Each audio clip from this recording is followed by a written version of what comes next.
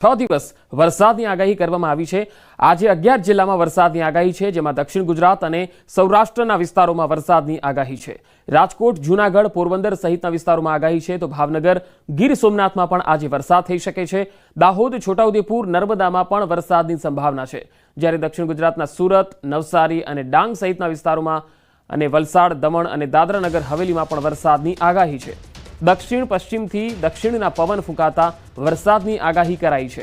રાજ્યમાં મહત્તમ તાપમાનમાં કોઈ વધુ ફેરફાર નહીં થાય, હવામાન વિભાગનું અનુમાન છે।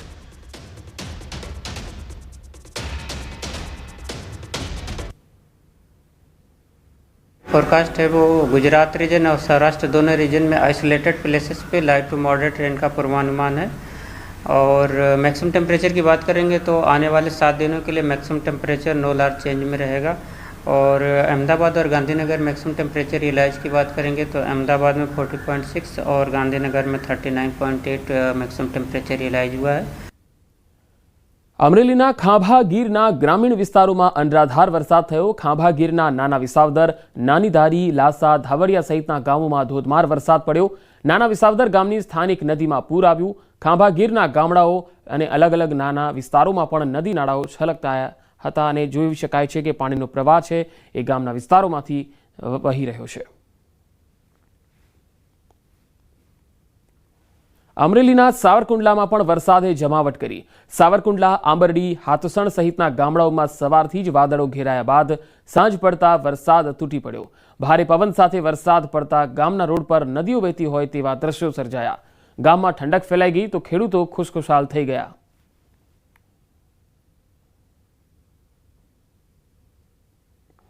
અમરેલીના ખાંભા ગીરના ગામડાઓમાં ધોધમાર વરસાદ પડ્યો। ભાડ, નાના વિસાવદર અને ઉમરિયા, નાનુડી સહિતના ગામોમાં વરસાદ પડતા વાતાવરણમાં ઠંડક ફેલાઈ। નાના વિસાવદર અને ભાડ ગામની શેરીઓમાં તો પાણી વહેતા થયા। પવન સાથે અનરાધાર વરસાદથી વાતાવરણ ઠંડુગાર બન્યું। ખાંભાના ગ્રામીણ વિસ્તારોમાં વાવણી લાયક વરસાદથી ખેડૂતોમાં ખુશી જોવા મળી। ગામની નદીઓમાં પૂર આવ્યું હતું।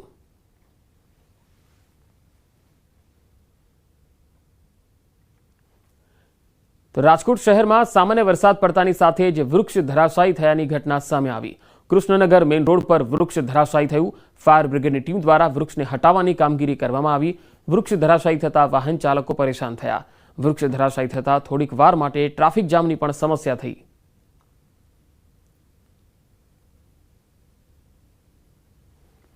તો રાજકોટમાં તંત્રએ કર્યું બુદ્ધિનું પ્રદર્શન।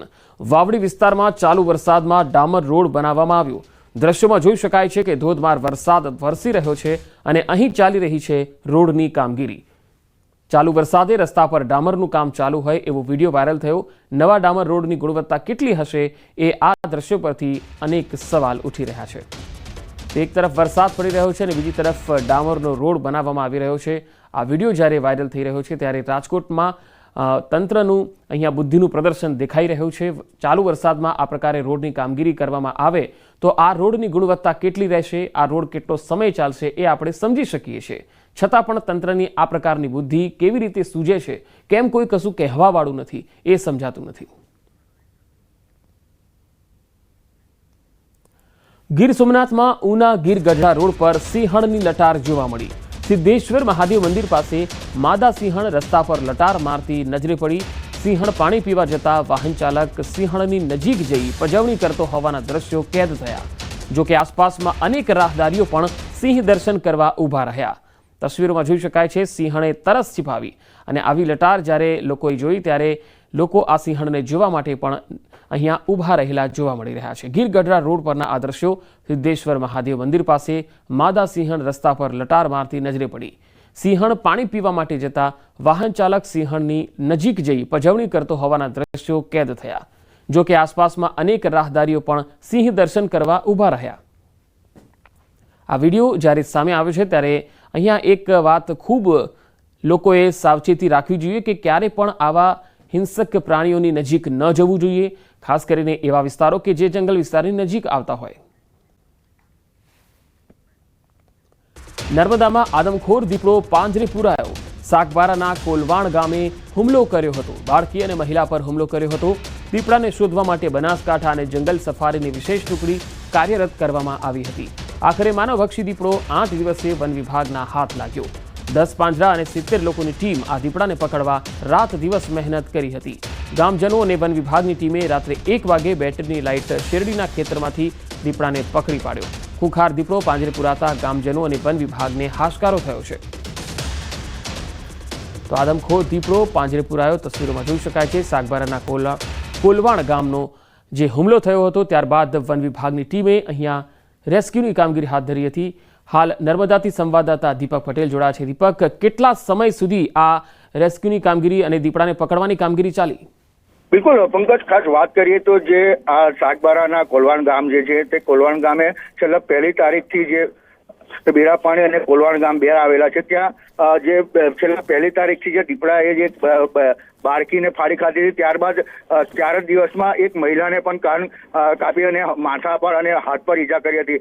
જે બાબતે વન વિભાગ સતર્ક થયો હતું અને વન વિભાગે છેલ્લા 7 દિવસથી રેસ્ક્યુ ટીમ બોલાવી હતી. બનાસકાંઠા અને નર્મદાની જે રેસ્ક્યુ ટીમો જે 7 દિવસથી કામ કરી હતી, દિવસ રાત મહેનત કરતી હતી, પરંતુ આ દીપડો હાથે ન આવતો હતો. ગઈકાલ રાત્રે 1 વાગ્યાની વાત કરીએ તો રાત્રે ગામજનો અને વન વિભાગની ટીમે રેસ્ક્યુ હાથ ધર્યું હતું અને એક ખેતર જે શેરડીનું ખેતર હતું એ શેરડીના ખેતરમાં દીપડો હતાઈ રહ્યો હતો, જેને પકડવામાં હાલ કામયાબી મળી છે. ખાસ કહી શકાય કે જે દીપડો પકડાતા ગામજનો અને વન વિભાગને હાશકારો મળ્યો છે. આ જે માનવભક્ષી દીપડો હતો એ માનવભક્ષી દીપડો અવારનવાર આ ગામ સુધી જી દીપક, આભાર સમગ્ર માહિતી આપવા માટે. અમદાવાદમાં અસામાજિક તત્વો નથી સુધર્યા. પૂર્વ વિસ્તારમાં ફરી એકવાર અસામાજિક તત્વોનો આતંક સામે આવ્યો. મોબાઈલના વેપારીને મારવામાં આવ્યો. વેપારી પર લાકડીઓ વડે હુમલો થયો. સીસીટીવી પણ સામે આવ્યા. પુનિતનગર રેલવે ક્રોસિંગ પાસે આ બનાવ બન્યો. 8 થી 10 અસામાજિક તત્વોએ વેપારીને માર્યો હતો. વારંવાર રૂપિયાની માગણી કરતા હોવાનો વેપારીનો આરોપ છે. વેપારીને ગંભીર ઈજા પહોંચતા સારવાર માટે હોસ્પિટલમાં ખસેડવામાં આવ્યા. તો 8 થી 10 અસામાજિક તત્વોએ વેપારીને માર્યો હતો. અહીંયા અસામાજિક તત્વો હજુ પણ સુધરવાનું નામ નથી લઈ રહ્યા. અમદાવાદમાં આ તસવીરો તમે જોઈને સમજી શકો છો. ન્યૂઝ 18 આ મામલે સવાલ ઉઠાવી રહ્યું છે. અસામાજિક તત્વો કેમ બેફામ છે? આ અસામાજિક તત્વો હજુ સુધી કેમ નથી સુધર્યા? કેમ વારંવાર આવા બનાવો સામે આવી રહ્યા છે? અસામાજિક તત્વોને પોલીસનો કેમ નથી રહ્યો કોઈ ડર? વારંવાર હુમલાઓ કરી જાય છે. વધુ માહિતી મેળવીએ. સંવાદદાતા ઋત્વિજ સોની જોડાયા છે. ઋત્વિજ, આ સમગ્ર મામલામાં જે મારામારી કરી રહ્યા છે આ તત્વોની કોઈ કડી મળી શકી છે પોલીસને?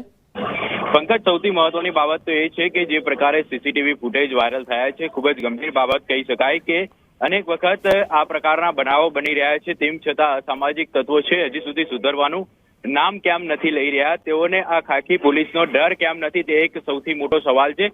જે પ્રકારે સીસીટીવી ફૂટેજ વાયરલ થયા છે, જે વેપારી છે તેના પરિવારજનોનું કહેવું છે કે આ જે સામાજિક તત્વો હતા તે વારંવાર પૈસાની માંગણી કરી રહ્યા હતા અને ત્યારબાદ તેઓએ જે આ જે વેપારી છે તેને માર્યો હતો અને તેના સીસીટીવી ફૂટેજ વાયરલ થયા છે. હાલ તેને સારવાર માટે ખાનગી હોસ્પિટલમાં ખસેડવામાં આવ્યો છે, કારણ કે ગંભીર રીતે તેને ઈજા પહોંચી છે, તેથી તેને સારવાર માટે નજીકની હોસ્પિટલમાં ખસેડવામાં આવે છે અને સમગ્ર બાબતની જાણ છે તે પોલીસને પણ કરવામાં આવી છે. એટલે પોલીસ દ્વારા હાલમાં આ સમગ્ર મામલે વધુ કાર્યવાહી શરૂ કરવામાં આવી છે.